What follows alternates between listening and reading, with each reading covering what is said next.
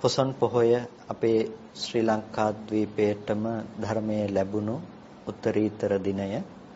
ඉතින් ඒ උතුම් දිනය තුළ අපි ලබාගත් මහා භාග්‍ය සම්පන්න අවස්ථාව නොසෙන අපිට ලැබුණු ඒ උත්තරීතර අවස්ථාව අපි කොතෙක් දුරට ප්‍රඥා සම්පන්නව පාවිච්චි කරලා තියනවද කියන එක පිළිබඳව අපිට පුනරාවර්ජනයක් කරන්නට සුදුසු අවස්ථාවක් හැටියටයි අප හඳුනාගත යුතු වෙන්නේ.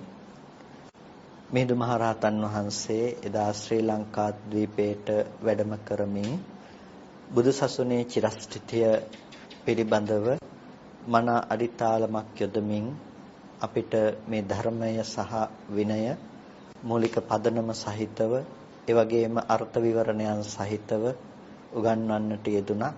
එදා පටන් මුළු ලෝකයේ තුලම ඒ නිවීම තමාත් ලැබමින් ඒ ධර්ම විනය ව්‍යාප්ත කර හරින්නට අපේ ශ්‍රී ලාංකික භික්ෂුන් වහන්සේලා, භික්ෂුණීන්, උපාසක උපාසිකාවන් ඇතුළු මේ සිව්වනක් පිරිස මහත් වෙහෙසක් අරගෙන තියෙනවා, මහත් කැපකිරීමක් සිද්ධ කළා තියෙනවා. ඉතින් අද දවසේදීත් අපේ ජීවිතය තුළ කෙසේ හෝ ධර්ම අවබෝධය සඳහා අවශ්‍ය කටයුතු අප විසින් සම්පාදනය කරගත යුතුව තියෙනවා. බුදුරජාණන් වහන්සේගේ දේශනය පර්යාප්ති, ප්‍රතිපත්ති, ප්‍රතිවේද වශයෙන් අපි තුන්වැදෑරුම් කොට හඳුනා ගන්නවා. පර්යාප්ති ශාසනය නම් මේ ධර්ම විනයයි. ඒ ධර්ම විනය කියනකොට සූත්‍ර, අභිධර්ම ඇතුළු ධර්මයක්, ඒ වගේම සියලු විනය පිටකය ඇතුළු විනයත් කියන මේ බෙදීම තමයි අපිට දකින්නට පුළුවන්කම තිබෙන්නේ. ඒ පර්යාප්ති ධර්මය ලෝකයේ තුල පවතින තාක් ඒ පර්යාප්තියට අනුරූපීව ප්‍රතිපත්ති ධර්මයන් පූර්ණේ කරගන්නට සත්පුරුෂයින්ට පුළුවන්කම තියෙනවා. ඒකට අපි කියනවා ප්‍රතිපත්ති ශාසනය කියලා. ඒ ප්‍රතිපත්ති ධර්මයන් නිවැරදිව යම් තාක් කාලයක් මේ සිවණක් පිරිස පූර්ණේ කරනවා නම් ඒ තාක් කාලයක් ප්‍රතිවේද ශාසනය හිස්වන්නේ නැහැ.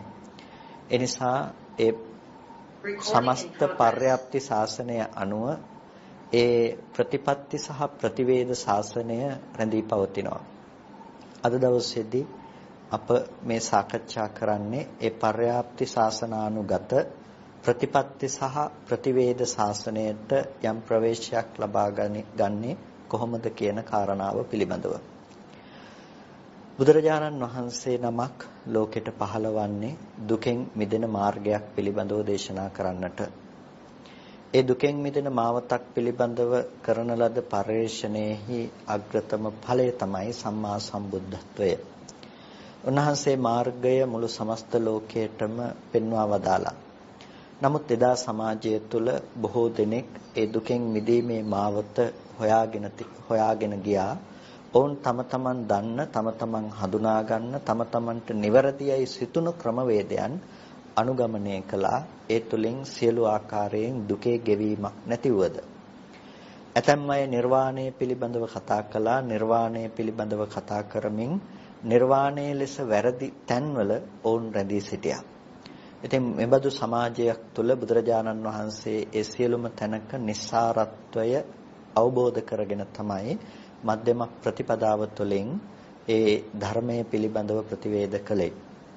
ඉතින් මෙන්න මේ සමස්ත සමාජය තුළ අපි දුක කියන දෙයට උත්තරයක් හොයාගෙන යනකොට එදා ಭಾರತೀಯ සමාජය තුළ මේ දුක පිළිබඳව යම් යම් පරේක්ෂණයන්හි නියැලුණු බොහෝ පිරිස් හිටියා. ඉතින් අද අපිටත් තියෙන ප්‍රශ්නය ජීවිතයට ඇතිවෙන දුක කියන දේ. ඒ දුක මානසික දුක සහ කායික දුක වශයෙන් අපි කොටස් දෙකක් තුළ සාකච්ඡා කරනවා. ඒ කියන්නේ මනසට දැනෙන දුක දෝමනස්සේ ලෙසත්, කයට දැනෙන දුක දුක්ඛය ලෙසත්. එතකොට මෙන්න මේ දුක්ඛ දෝමනස්ස කියන මේ දේවල් තමයි සත්වයාට අහිත පිනිස පවතින දේවල් ලෙස අපි හඳුනාගෙන සිටින්නේ. ඉතින් බුදුරජාණන් වහන්සේ අවබෝධ කළා මේ ලෝකයේ තුල යම්තාක් සංකත ධර්මතාවයන් තිබෙනවා නම් ඒ සියලු සංකත ධර්මතාවයන් තුල මේ දුක්ඛ ලක්ෂණය පවතිනවා කියන එක. ඒ නිසා සැප වේදනාව පිළිබඳවත් බුදුරජාණන් වහන්සේ දේශනා කළේ එයත් දුක්ඛ ලක්ෂණයන්ගෙන් හෙබි දුක තුල වැටෙන දුකට අයත් දෙයක් ලෙස. එනිසා අපි අද දවසේදී දුකෙන් මිදීමක් බලාපොරොත්තු වෙනවා නම් අපිට මේ සමස්ත ලෝකයේ තුලින්ම මිදී නිවීමක් පිළිබඳව බලාපොරොත්තු වන්නට සිද්ධ වෙනවා. අපි කල යුත්තේ අන්න ඒ නිවෙන ආකාරයට, ඒ නිවෙන මඟ, ඒ නිවන ප්‍රතිපදාව පිළිබඳව අප තේරුම් ගැනීම. එනිසා පින්නතුනේ බුදුරජාණන් වහන්සේගේ ඒ දේශනය සහ ඒ බුදුරජාණන් වහන්සේ විසින් වදාළ ක්‍රමවේදයන්ට අනුකූලව අනුගතව ශ්‍රාවකයන් වහන්සේලා විසිනුත් පනවා වදාළ පෙන්වූ ඒ මාර්ගය පිළිබඳව අපි යම් විදිහකින් පරේක්ෂණයක් අද දවසේදී සිදු කළ යුතුව පවතිනවා. ඒ පිළිබඳව අපි විමසා බැලීමේදී තාම වටිනා සූත්‍ර දේශනා රාශියක් අන්තර්ගත තැනක් තමයි පටිච්චසමුප්පාද ධර්මයේ පිළිබඳව විභාග කොට දක්වන ඒ නිදාන සංයුත්තය. ඒ නිදාන සංයුත්තය තුළදී අபிසමය සංයුත්තය තුළදී බුදුරජාණන් වහන්සේ නොඑක් ආකාරයෙන් නොඑක් පර්යායන්ගෙන් අපිට දේශනා කළා තියෙනවා කොහොමද මේ පටිච්චසමුප්පන්න ධර්මතාවය පිළිබඳව අපි තේරුම් ගත යුත්තේ කියන කාරණාව. මෙතනදී ඊටාම වැදගත් සූත්‍ර දේශනාවක් අපිට දකින්නට පුළුවන්කම තියෙනවා. මේ සූත්‍ර දේශනාව අඤ්ඤතිත්ථ්‍ය සූත්‍රය. අඤ්ඤතිත්ථ්‍ය කියලා කියන්නේ අන්‍ය තීර්ථක කියන එක. එතකොට මේ අන්‍ය තීර්ථක සූත්‍රයේදී බුදුරජාණන් වහන්සේගේ භාෂිතයත් එසේම සරියුත්තරුන් වහන්සේගේ භාෂිතයත් ශ්‍රාවක භාෂිතයක් ලෙස අපට දැක ගන්නට පුළුවන්කම තිබෙනවා. සරියුත්තරුන් වහන්සේ පෙරවරු කාලෙදී පාත්‍ර සිවුරුව අරගෙන රජගහ නුවර පිණ්ඩපාතේ වැඩම කළා. පිණ්ඩපාතේ වැඩම කළාට පස්සේ සරියුත්තරුන් වහන්සේට හිතෙනවා රජගහ නුවරට සමීප වෙනකොට, කිට්ටු වෙනකොට දැන් රජගහ නුවරට පිඬු සිඟා යන්නට නැතිනම් පිණ්ඩපාතේහි වඩින්නට කල් වේලා වැඩි. නැතිනම් උදෑසන අලුයම් කාලය වැඩි. ඉතින් අලුයමම පිණ්ඩපාතේ වැඩියා කියලා ඒ දාණය ලැබෙන්නේ නැති නිසා යම් වෙලාවක් කල් වේලාවක් ගත කරන්නට අවශ්‍ය නිසා සරියුත්තරුන් වහන්සේ හිතනවා අසල තිබුණු තීර්ථකාරාමයට නැතිනම් අන්‍ය තීර්ථකයන් ඉන්න තැනකට ගිහිල්ලා යම් කිසි වෙලාවක් ගත කරන්නට තිබුණොත් හොඳයි කියලා. තීර්ථකයන් කියලා කියන්නේ ප්‍රවෘජිතයන්. ප්‍රවෘජිතයන් කියන්නේ පැවිද්දෝ. ඒ කියන්නේ ඒ ඇත්තනොත් යම් කිසි විදිහකින් ලෝකයේ තුල නිවීමක් හොයපු පිරිසක්. ඒ ඔවුන්ටත් විවිධ අදහස් තිබුණා. ඔවුන් නොඑක් තිත්තකරායතනයන් අනුගමනය කළා. ඒ කියන්නේ තිත්තකරායතනයන් කියලා කිව්වේ තමන්ගේ ජීවිතය තුළ නොඑක් ක්‍රමවේද අනුගමනය කළා. එතකොට අපි දන්නවා එදා අජවෘත, ගෝවෘත, කුක්කුර වෘත ආදී නොඑක් වෘත සමාදානයන් තිබුණා. මෙන්න මෙබඳු ආකාරයන්ගෙන් නොඑක් තීර්ථක ධර්මයන් සමාදන් වෙලා ඔවුන් සත්‍ය ගවේෂණයෙහි නියැලුණා. ඉතින් යථාර්ථයක් හොයාගෙන එදා සමස්ත සමාජය තුළ මහ විශාල පිරිසක් හිටියා යථාර්ථය හොයාගෙන යන පිරිසක් විදිහට.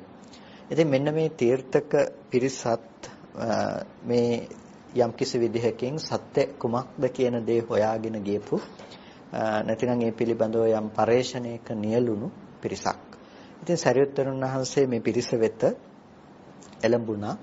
එළඹිලා බොහොම සිහිකට යුතු සතුටු විය යුතු කතා නැතිනම් ආග්‍ය කතාවන් ඊටම සුහද ලෙස කතා කරලා ඉවර වෙනකොට මේ තීර්ථක පිරිස සරියුත්තරුන් වහන්සේගෙන් විමසා සිටිනවා සන්තාවසෝ සාරිපුත්ත ඒකේ සමනක් බ්‍රාහ්මනා කම්මවාදා සයන් කතං දුක්ඛං පඤ්ඤාපේති මේ ලෝකයේ තුල ඇවැත්නේ ඇතැම් පිරිසක් ඉන්නවා ශ්‍රමණක් බ්‍රාහ්මණ පිරිසක් ඉන්නවා ඔවුන් සයන්කතං දුක්ඛං පඤ්ඤාපෙන්ති මේ සයන්කත දුකක් පනවනවා. සයන්කත කියලා කියන්නේ තමාම සිදු කළ දුකක්. ඒ කියන්නේ දැන් දුක කියන දේ මිනිස්යාගේ ජීවිතයට ගලාගෙන එනකොට මේ දුක තමන් කළ දෙයක් නිසා එන දෙයක්. නැතිනම් තමා විසින්ම තමයි මේ දුක ඇති කරගන්නේ. මේක වෙන කිසි හේතුවක් නැහැ මේක දුක ඇති කරන්නට තමා විසින්ම කරන ලද්දක් නිසා තමන්ට දුක එනවා. මෙන්න මේ විදිහට හිතාගත්ත මේ විදිහට හඳුනාගත්ත පිරිසක් හිටියා. මෙන්න මේ අයට කියනවා සයන්කතං දුක්ඛං පඤ්ඤාපෙන්ති කියලා. නැතිනම් තමන් විසින් කරපු දුකක් තමයි තමන් විඳින්නේ කියලා මේ අය ලෝකෙට පැනෙවුවා. ඒ නිසා දැන් යම් කිසි විදිහකින් ජීවිතයේ කෙනෙකුගේ ජීවිතයට දුක එනවා නම් ඒ තමන් කරපු දෙයක විපාකයක් විදිහට තමයි තමන්ට දුක පැමිණෙන්නේ. උන් කර්මඵලවාදයක් ඇදහුවා. ඒ කියන්නේ කර්මඵලවාදයක් ඇදහුවා කියලා කියන්නේ දැන් කම්මවාදා කියලා වචනයක් මෙතනදී පාවිච්චි වෙනවා. උන් කර්මවාදී.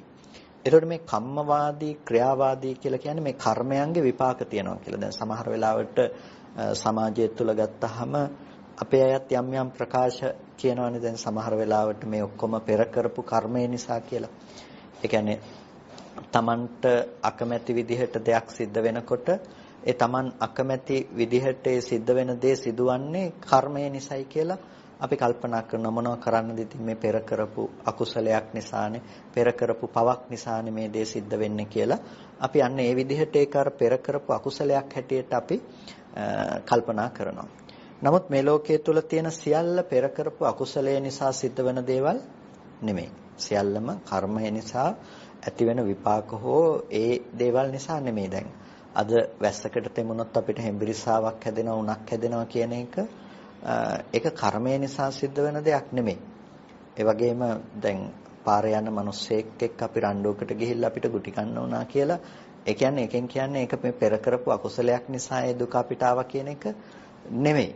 ඒ සියල්ලම කර්මවාදීව අපිට විසඳන්නට පුළුවන් කමක් නැත්තේ නෑ. සියල්ලම ක්‍රියාවාදීව අපිට විසඳන්නට පුළුවන් කමක් නැත්තේ නැහැ. ඒ නිසා දැන් ලෝකෙ කෙනෙක් ඉන්නවා ඇතැම් ශ්‍රමණක් බ්‍රාහ්මණයින් විසින් කර්මවාදී ක්‍රියාවාදී අදහස් ප්‍රකාශ කරනවා. ඔවුන් කියන්නේ සයන් කතං දුක්ඛං පඤ්ඤාපෙන්ති.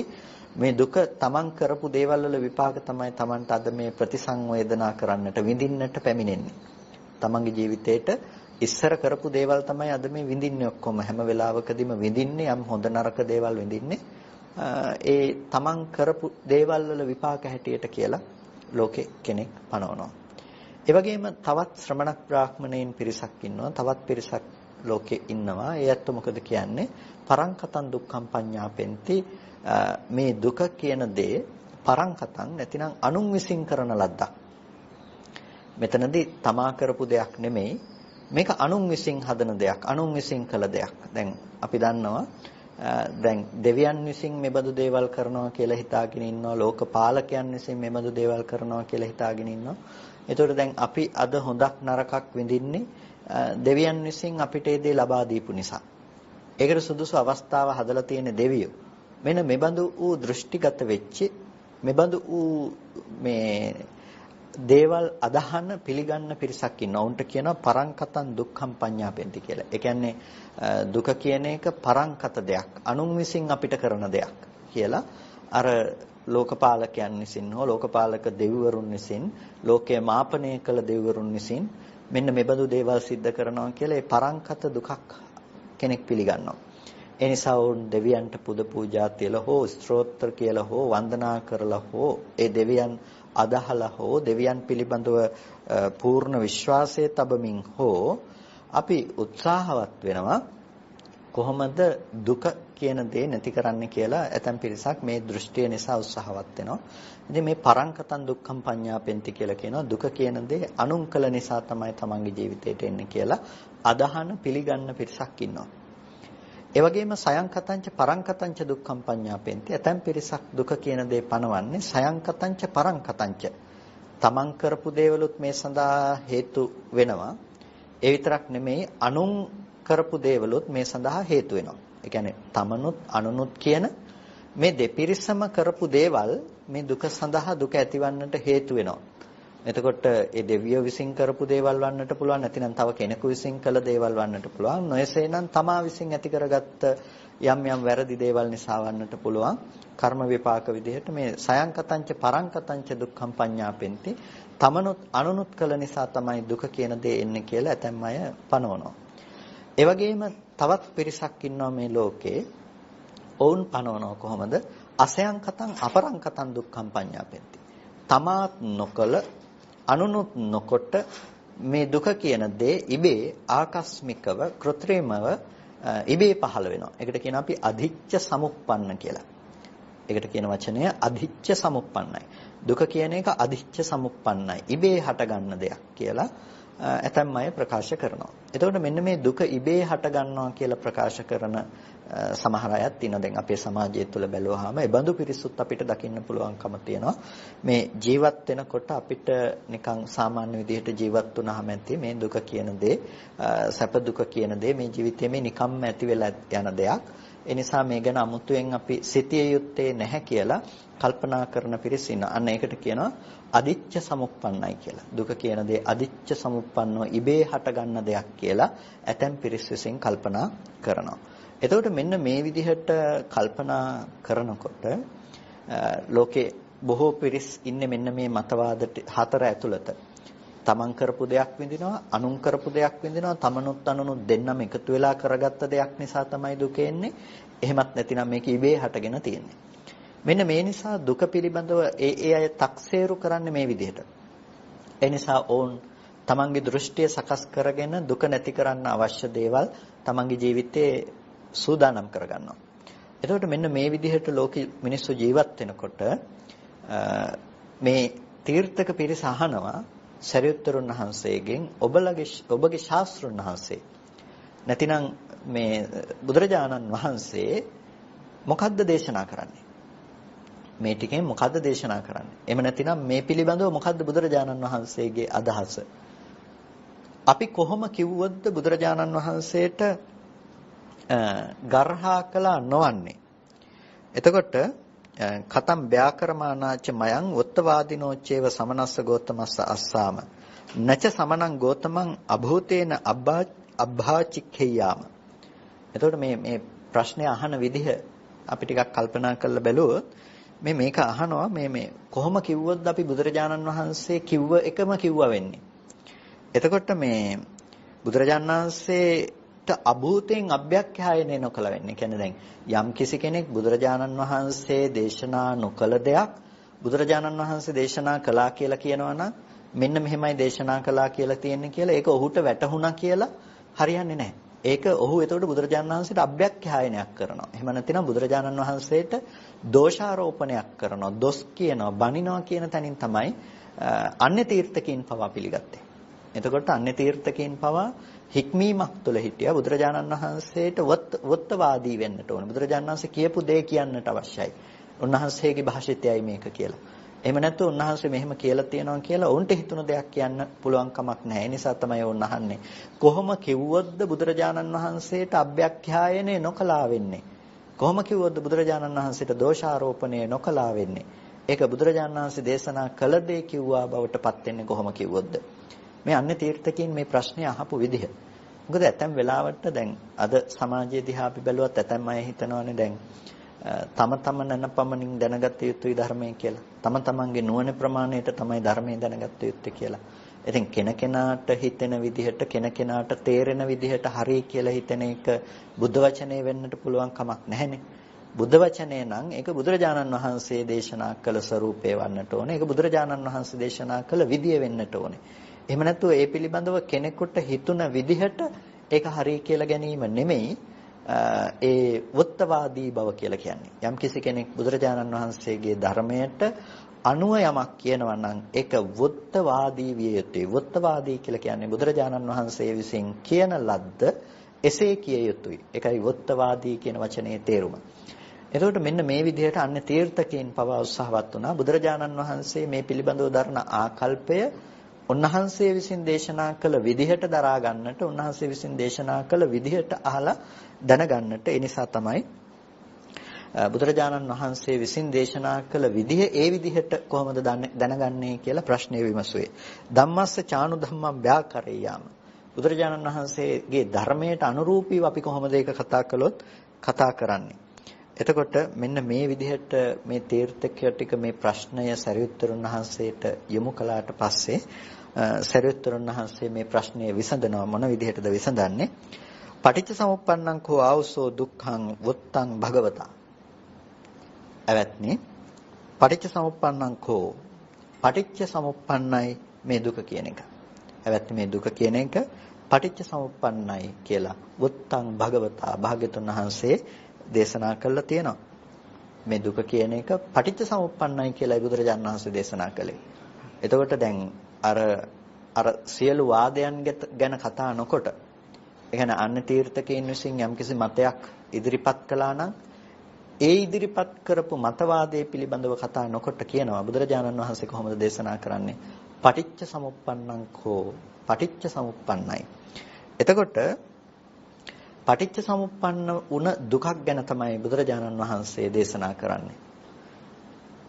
කිම් පටිච්ච කුමක් ප්‍රත්‍ය කරගෙනද කුමක් නිසාද පටිච්ච සමුප්පන්නයි දුක කියන එක කිම් පටිච්ච කුමක් ප්‍රත්‍ය කරගෙනද නැතිනම් කුමක් හේතු කරගෙනද කුමක් නිසාද දුක කියන දේ ඇති වෙන්නේ පස්සම් පටිච්ච පස්සේ නිසා ස්පර්ශය නිසා තමයි දුක කියන දේ ඇති වෙන්නේ.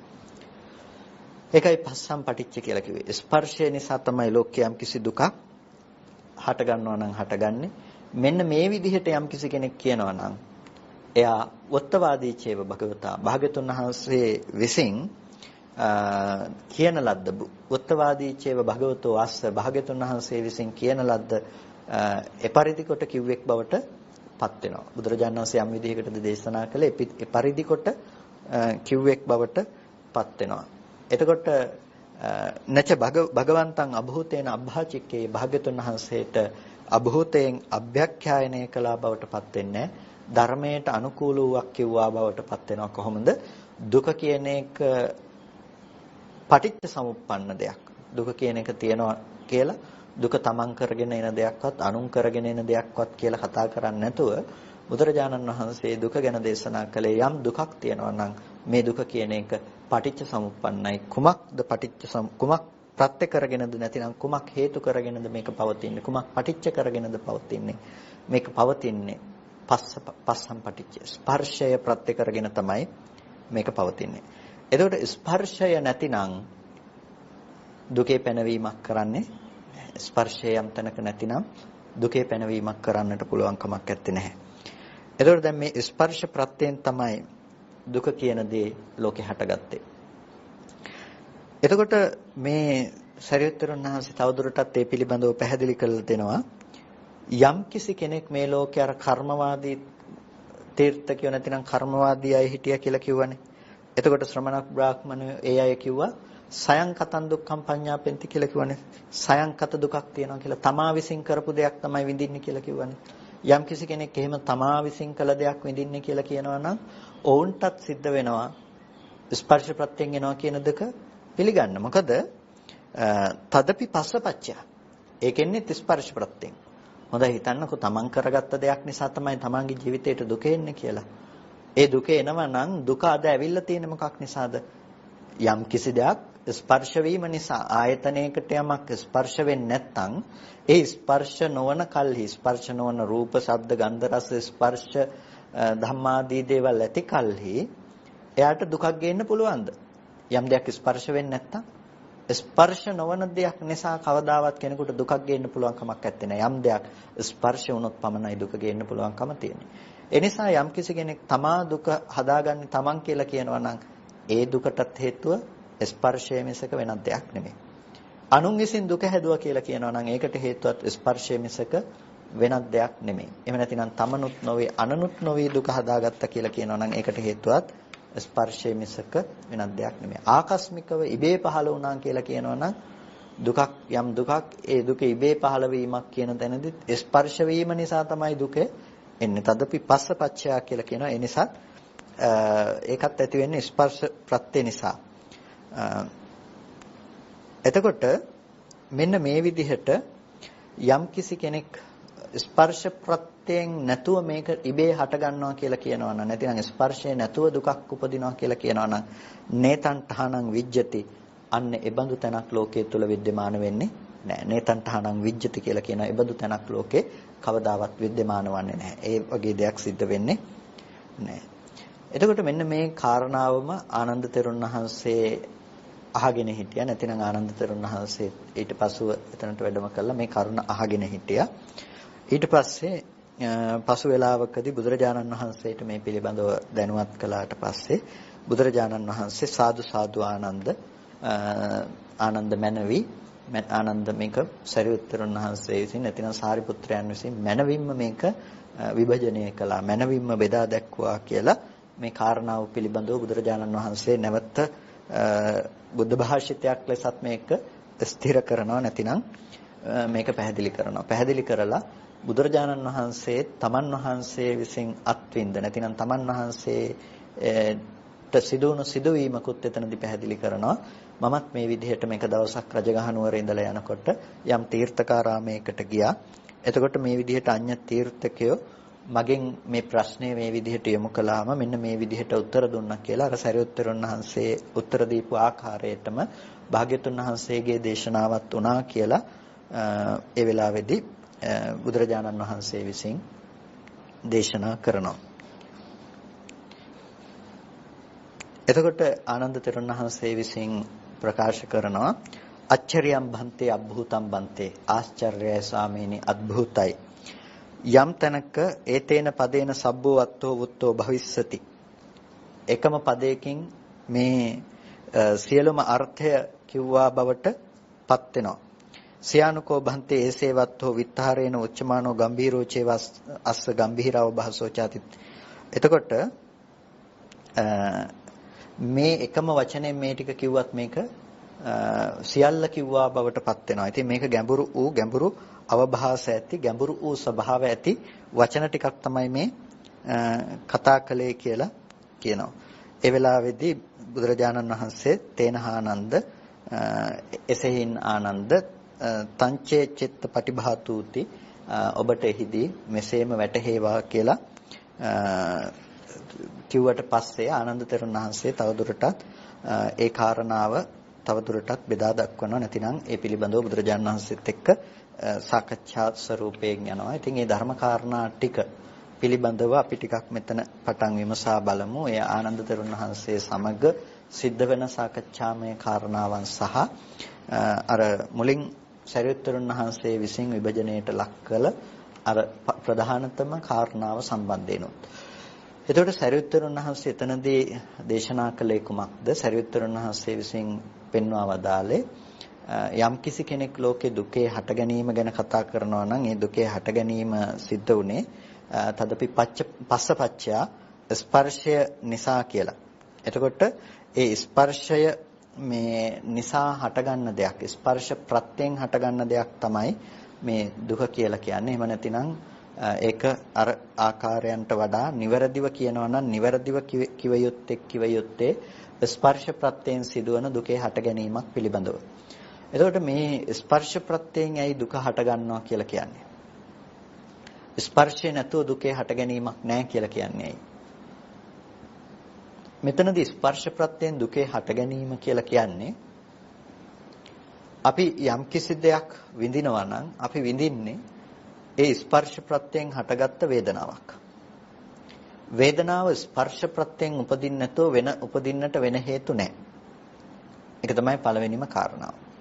වේදනාව කියන එක ස්පර්ශ ප්‍රත්‍යයෙන් උපදින්න හේතු නැහැ. ඇහැට රූප කවදාවත් පේන්නේ නැත්නම් ඇහැට රූප පේන්නේ නැති මිනිස්සෙකුට පෙනීම නිසා එන දුකක් කවදාවත් ඇත්තේ නැහැ. පෙනීම නිසා එන දුකක් එයාට ඇත්තේ නැහැ.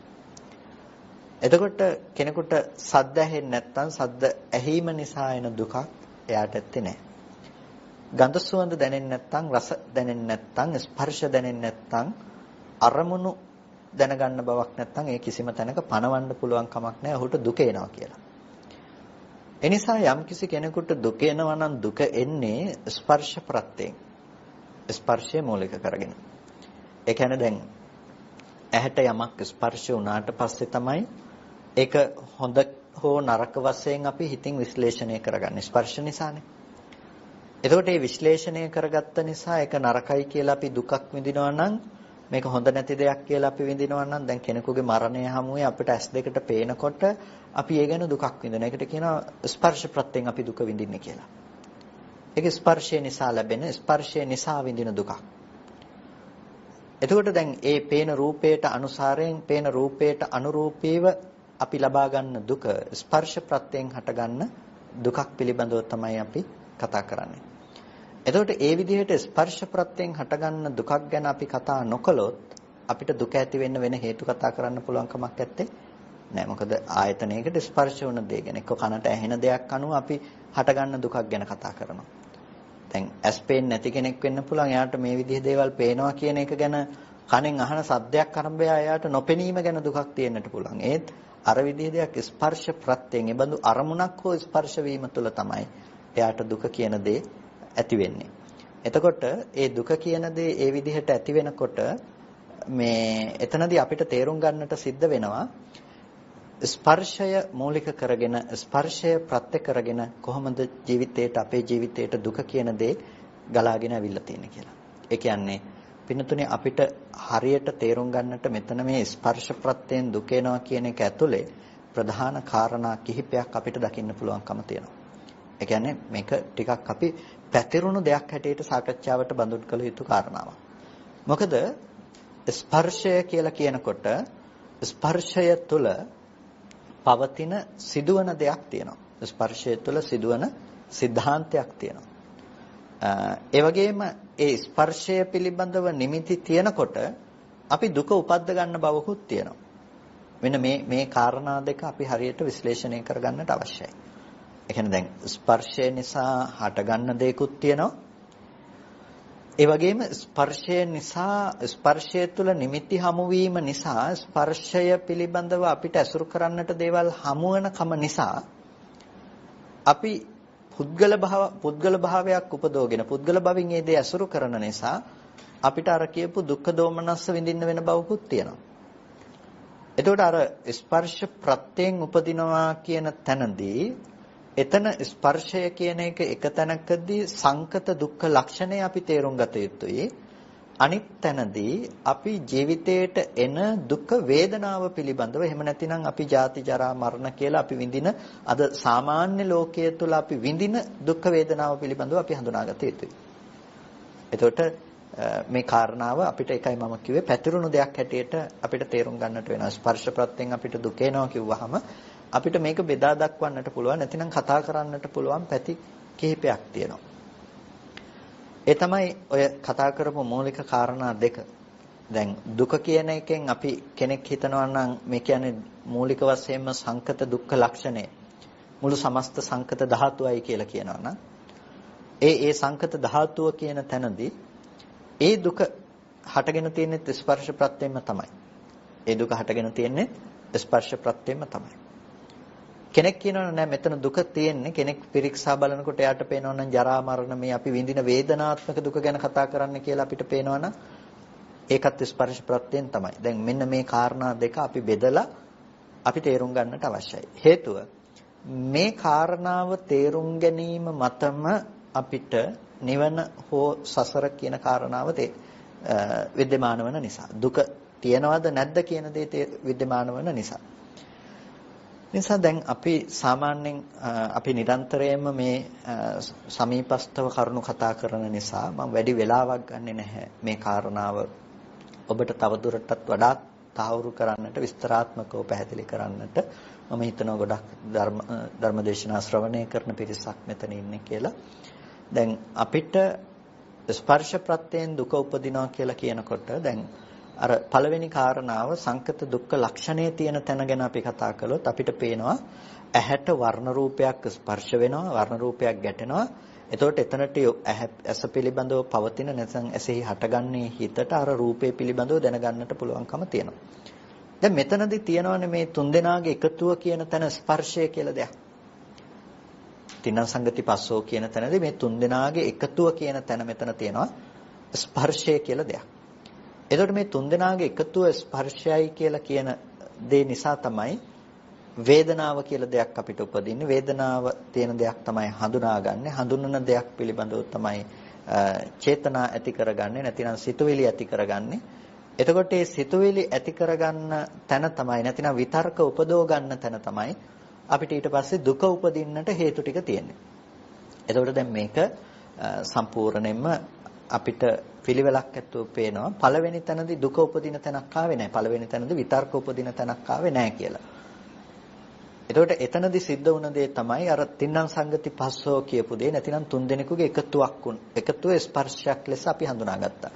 ඇහැට අනාත්ම වර්ණ රූපේ පතිත වුණාට පස්සේ ඇසට යම් විදියකටද වර්ණ රූපේ පතිත කරගන්න පුළුවන්කම තිබුණේ අන්නේ ඇසේ ස්වභාවය අනුව අපි මේ රූපේ පිළිබඳව විශ්ලේෂණය කරලා දැනගන්නකොට අපි ඒකට කියනවා චක්කු විඥානය කියලා. මෙන්න මේක දර්ශන කෘත්‍ය સિદ્ધ කරලා තියෙනවා. පෙනීම කියන දේ අපිට හදලා තියෙනවා. නැතිනම් දිට්ඨ කියන ස්වභාවය, දකින්න බව කියලා බව අපිට හදලා තියෙනවා. දර්ශනාර්ථය સિદ્ધ කරලා තියෙනවා. එතකොට මෙන්න මේ දර්ශනාර්ථය නැතිනම් දකින්න බව කියන එක, රූප දකින්න බව කියන එක මෙතනදී සිද්ධ වුණේ කුමක් නිසාද? ස්පර්ශ ප්‍රත්‍යයෙන්. ස්පර්ශය නැත්තම් මේක වෙන්නේ නැහැනේ. ඇහැ නැති වුණා නම් රූපේ හිතට කෙලින්ම ඇවිල්ලා ස්පර්ශ වෙන්න පුළුවන් කමක් තිබුණේ නැහැ. ඒ වගේම රූපය තිබුණේ නැතිනම් ඇස කියන දේ පණවන්න පුළුවන් කමකුත් නැහැ. එතකොට ඒ අනුව දැනගන්න පුළුවන් කමක් තිබුණෙත් නැහැ. ඒ වගේම මෙතන හිත ඇති උනේ නැතිනම් චක්කු ප්‍රසාදයේ බිඳී යයි කිසිම ආකාරයකින් එතන දැනගන්නට පුළුවන් කමකුත් නැහැ. එතකොට මේ තුන් දෙනෙකුගේ එකතුව තුළ ඒ ස්පර්ශය තුළ තමයි අපි ඊට පස්සේ ඊට අනුරූපව අපි හිතින් ඒ කරුණ ඔසවා අරගෙන අරමුණු කරමින් ඒකට ඒ පිළිබඳව අපි හිතමින් මේ විතර්කණය කරමින් නැවත ඒක මනසින් අපි ආශ්‍රවයන්ගෙන් ඇසුරු කරගනිමින් අපි කෙලෙස් උපදව ගන්න තැනට යන්නේ. එතකොට ඔන්න ස්පර්ශ ප්‍රත්‍යයෙන් මේක සිද්ධ වෙනවා කියනකොට මේ තමයි පළවෙනි අවස්ථාව අපි තේරුම් ගත යුතු ස්පර්ශ ප්‍රත්‍යයෙන් මේක සිද්ධ වෙනවා කියන එක. මෙන්න මේ ස්පර්ශ ප්‍රත්‍ය නැතිනම් මේක මෙතනින් එහාට අර විතර්කණය කිරීම කිසිම දෙයක් ඇත්තේ නැහැ. දුක පණවන්නට එතන පුළුවන් කමක් ඇත්තේ නැහැ. ඒ නිසා ස්පර්ශ ප්‍රත්‍යයෙන් අපිට දුක ඇති වෙනවා. ස්පර්ශ ප්‍රත්‍යයෙන් දුක ඇති වෙනවා කියනකොට අපි මෙතනදී අර මට්ටමේ තියෙන දුක්ඛ ලක්ෂණය අපි තේරුම් ගන්නට ඕනේ. එතන තියෙන සංකත දුක්ඛ ලක්ෂණය. සංකත කියලා කියන්නේ මේ ධර්ම හේතු නිසා හටගත්ත දේවල් කියන එක. ඇහැ කියන එක හේතු නිසා සකස් වන දෙයක්.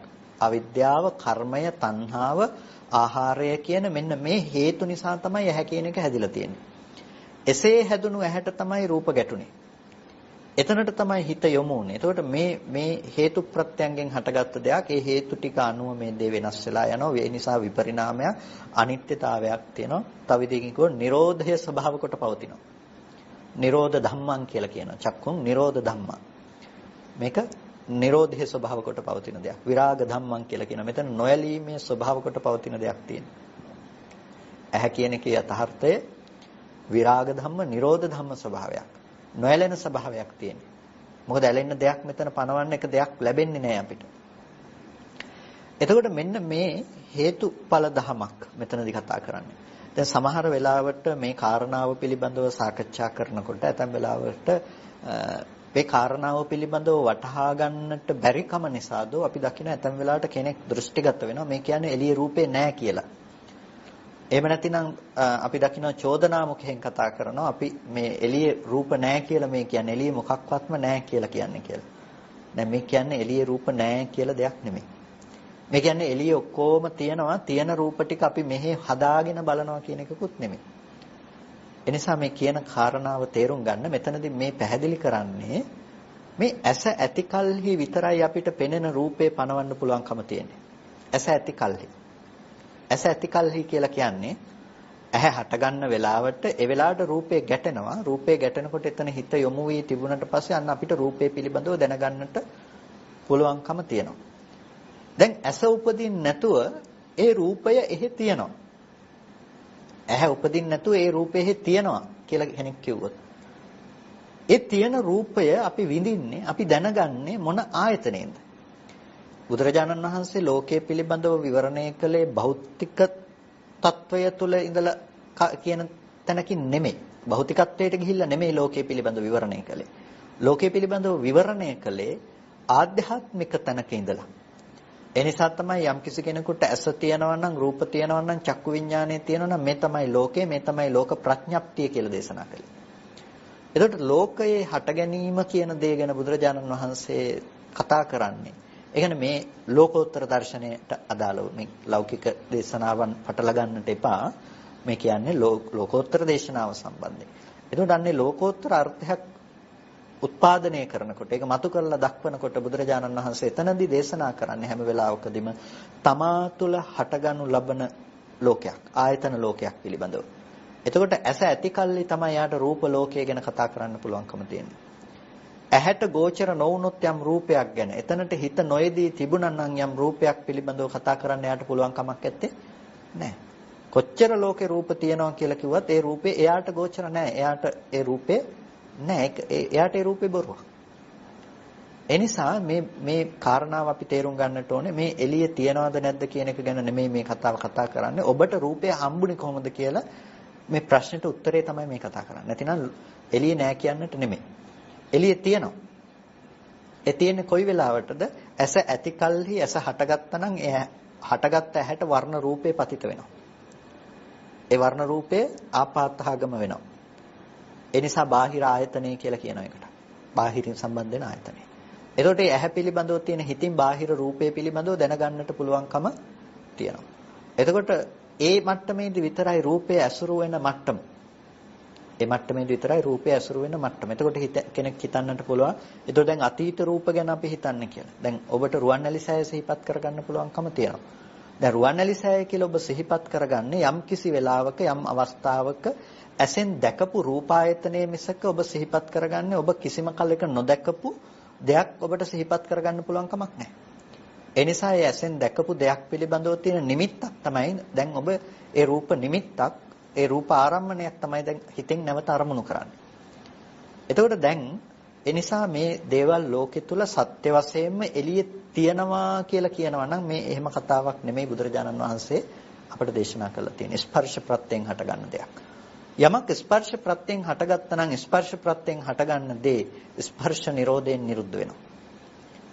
ඇස බිඳිලා ගියොත් රූපේ නැති වෙලා ගියොත් ඒ හිත නැති වෙලා ගියොත් එතන දර්ශන කෘත්‍ය තියෙන්නට පුළුවන් කමක් නැත්තේ නෑ. ඒ පෙනීම කියන දේ එතනදී නැති වෙලා යනවා. නැතිනම් දර්ශන කෘත්‍ය කියන දේ එතනදී නැති වෙලා යනවා. පේන බව පේන දේ එතනදී නැති වෙලා යනවා. මේ කතා කරන්නේ තාම අපි අර ස්පර්ශ ප්‍රත්‍යයෙන් මේ දුක හට ගන්නවා කියන තැනදී මේ දුක උපදින තැන. මෙන්න මේක තමයි පින්නතුනේ දුක කියන එකේ සංකත දුක්ඛ ලක්ෂණය කියන කොටස. සංකත දුක්ඛ ලක්ෂණය. සංකත දුක්ඛ ලක්ෂණය කියලා කියන්නේ මෙතනදී දැන් මේ හේතු නිසා සකස් වෙන නිසා තමයි මේකේ සංකත දුක්ඛ ලක්ෂණය කියලා කියන්නේ. මෙතන දුක අර වේදනාත්මක දුකක් නෙමෙයි. මගේ හිතට හරි දුකයි, මගේ කයට හරි දුකයි කියන තැන නෙමෙයි මේ. මේ සංකතයි. මේ ධර්ම හේතු නිසා සකස් වෙනවා. එහෙනම් හේතු නැති වෙනකොට මේක නැති වෙනවා. ඒ නිසා හේතුවට අනුරූපීව මේ දේවල් වෙනස් වෙන නිසා මේකට කියනවා දුක පරිඤ්ඤයයි. නුවණින් අපි මේක පිරිසිදු දැක්ක යුතුයි. මෙතන තියෙන සංකත දුක්ඛ ලක්ෂණය. සංකත දුක්ඛ ලක්ෂණය. දැන් මෙන්න මේ සංකත දුක්ඛ ලක්ෂණයක් පවතින තැනක මේ සංකත ලක්ෂණය නොදන්නාකම නිසා නැතිනම් මේ සංකත සංස්කාරය අවබෝධ කරගන්නේ නැතිකම නිසා තව දිගින් ගියොත් ස්පර්ශ ප්‍රත්‍යයෙන් මේ සංකත දුක හටගන්න බව දකින්නේ නැති නිසා ස්පර්ශ ප්‍රත්‍යයෙන් මේ දුක උපදින බව තේරුම් ගන්න නැතිකම නිසා අපි මොකද කරන්නේ? අපි අර ස්පර්ශ ආයතන වෙත නැවත මනසින් නැඹුරු වෙනවා. ස්පර්ශ ආයතන වෙත නැවත මනසින් නැඹුරු වෙනවා. කොහොමද නැඹුරු වෙන්නේ? ඇහැ පැත්තට, රූපය පැත්තට, චක්කු විඥානයේ පැත්තට අපි නැවත නැවත තමන්ගේ හිතින් නැඹුරු වෙනවා. එතකොට අපිට ලෝකෙ තුල ඔන්න දැන් රූප තියෙනවා කියලා සංකල්පනාවක් තියෙනවා. ඊයේ දැකපු දේ ආපහු දකින්න පුළුවන්. දැන් මොහොතකට කලින් දැකපු දේ නැවත දකින්න පුළුවන්කම තියෙනවා. දැන් අන්න ඔහොම මනසක් තියෙන කෙනාට යන්නේන මිනිස්සු ඉන්නවා, ජීවත් වෙන මිනිස්සු ඉන්නවා, ජීවත් වෙන මිනිස්සු ලෙඩ වෙනවා, ජීවත් වෙන මිනිස්සු මරණයටපත් වෙනවා. ලෝකෙ තුල අපි කැමති අකමැති දේවල් තියෙනවා. ඒ දේවල් වෙනස් වෙනවා. අන්න දැන් දුක් විඳින්න පුළුවන් මනසක් අපිට නිර්මාණය කරගෙන තියෙනවා. දැන් මේ දුක මොකද්ද?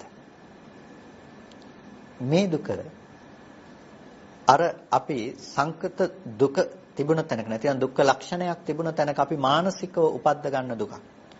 සමහර විට කායිකව අපිට යම් ප්‍රත්‍යයෙන් ඍතු හෝ යම් කිසි විපර්යාසයක් නිසා හෝ තව කෙනෙකුගේ පීඩාවක් නිසා හෝ අපිට කායික දුකක් දැනෙන්න පුළුවන්. ඒ දුකක් දැනෙන තැනකදී වුණත් අපි හිතන්නේ කාටද මේ ජීවත් වෙන මට තමයි මේ දුක ආවේ. එතකොට ඒක සත්වයේගේ පුද්ගලයේගේ දුකක් බවට පත් වෙලා දැන් ඔන්න ජාති දුක, ජරා දුක, ව්‍යාධි දුක, මරණ දුක අපිට දුකක් විදිහට අද විඳින්න පුළුවන්කම තියෙනවා. ප්‍රිය විප්‍රයෝග දුක්ඛ, අප්‍රිය සංප්‍රයෝග දුක්ඛ, කැමැති දේ නොලැබීම යම් පිච්ඡන්න ලැබති කියලා කියන්නේ. ඒ දුක් අපිට අද විඳින්න පුළුවන්කම තියෙනවා. ඇයි?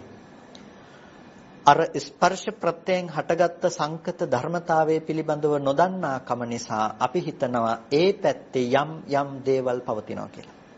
ඒ පැත්තේ යම් යම් දේවල් පවතිනවා. රූපයේ පැත්තේ මෙහි මානසිකව ඇති කරගන්න ඒ ධර්මතා ටික අපි හිතනවා එහි තියෙන රූපේ තමයි මේ දැනගන්නේ. එහි තියෙන රූපේ තමයි දැනගන්නේ. එහි තියෙන ශබ්දේ තමයි දැනගන්නේ. ඒක එළියේ තිබුණ දෙයක් හැටියට අපි ඒක පැත්තට නිමිති ඉතුරු කරනවා. එතකොට අපිට මේ සත්වයාගේ ශබ්ද මේ කුරුල්ලෙකුගේ ශබ්දයක් මේ ඇහෙන්නේ. දැන් අපි නිමිති ඒ පැත්ත ඉතුරු කරලා තියෙනවා. දැන් අපිට පුළුවන් ආපහු ඒ ශබ්දය අහන්න. මේ අහවලාගේ කටහඬ තමයි අපිට ඇහෙන්නේ. මේ තියෙන්නේ අපි ඊයේ දැකපු කෙනා මේ ඉන්නේ. මේ අපි ගොඩ කාලයක් තිස්සේ අඳුනගත්ත කෙනා ඉන්නේ. මේ විදිහට අපි තමන්ගේ හිත පැත්තෙන් අපි දැනගන්න දේ අපි දකිනවා කොහෙ තියෙන දේ හැටියටද අර රූපයේ පැත්තේ තියෙන දේවල් හැටියට. ඒ කියන්නේ අපි නිමිති ඉතුරු කරනවා හැම වෙලාවකදීම අර ස්පර්ශ ආයතන ටික පැත්තේ. අපි නිමිති ඉතුරු කරනවා ස්පර්ශ ආයතන ටික පැත්තේ. දැන් එයාට මොකක්ද වෙලා තියෙන්නේ? එයා ආයතන හයේ නිරෝධය අපි කියන්නේ නිරෝධ ධම්මං කියලා ඇහැ කියන එක.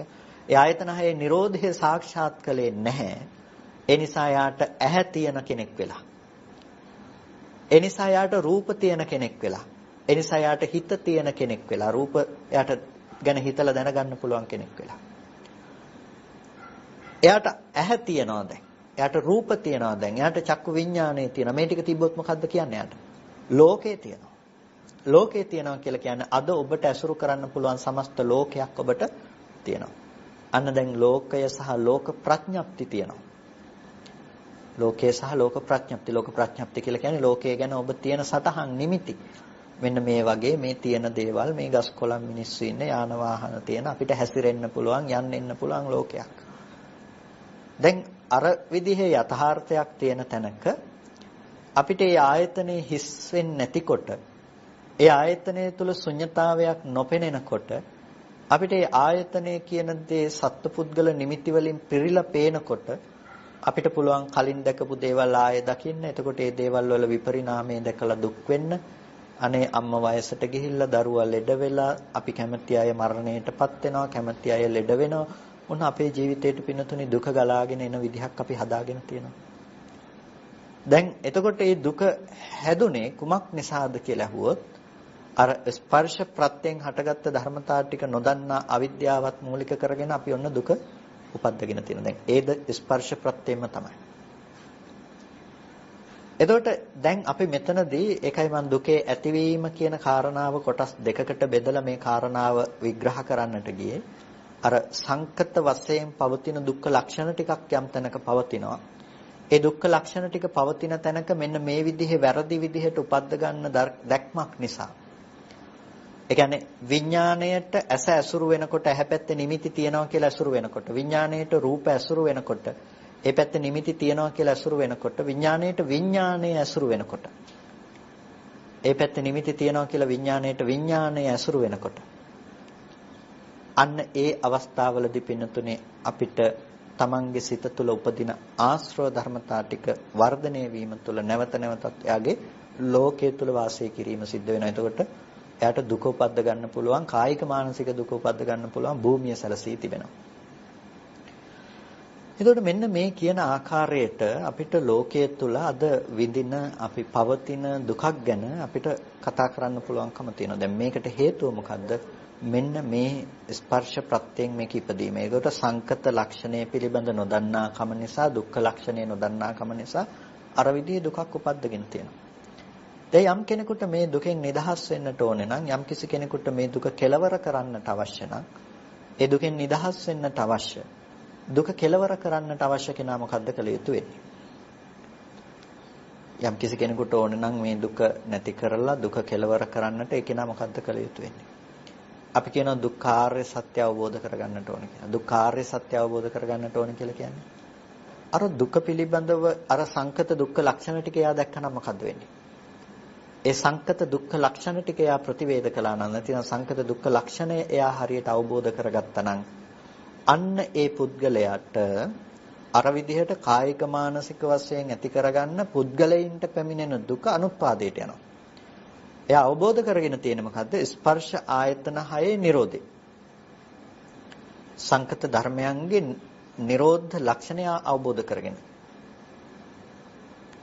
එතකොට අර ඒ ධම්මා හේතුඵබවා තේසං හේතු තථාගතෝ ආහ කියලා කිව්ව. දැන් යම් හේතු නිසා හටගත්තා නම් ඒ හේතු නිසා හටගත්ත ධර්මයන් එය උපදින්න හේතුව බුදුරජාණන් වහන්සේ දේශනා කළා තියෙනවා. තේසංචයෝ නිරෝධුච. ඒ හේතු ධර්මයන්ගේ නිරෝධ කිරීම තුළ ඵලය නිරෝධයටපත් වෙනවා. එතකොට දැන් අපි දැක්ක මේ කායික මානසික දුක ආවේ අර සංකත ධර්මතා ටික පිළිබඳව නොදන්නා අවිද්‍යාවත් නිසා. ඒ අවිද්‍යාව නිරෝධ කිරීම තුළින් සංකත ධර්මතාවයන්ගේ තියෙන දුක්ඛ ලක්ෂණය අවබෝධ කිරීමෙන් විද්‍යාව උත්පාදනය කිරීම තුළ දුක්ඛ නිරෝධය සිද්ධ වෙනවා කියලා. එතකොට මෙන්න මේ විදිහට අපිට ප්‍රායෝගිකව මෙතනදී යම් දර්ශනයක් තියෙනවා තේරුම් ගන්නට. එතකොට අර සංකත දුක්ඛ ලක්ෂණය තමයි අපි ප්‍රතිවේද කළ යුත්තේ. ඒ ප්‍රතිවේදයම තමයි සලායතන නිරෝධය කියලා කියන්නේ. ස්පර්ශ ආයතන 6 නිරෝධය කියලා කියන්නේ වෙන එකක් නෙමෙයි.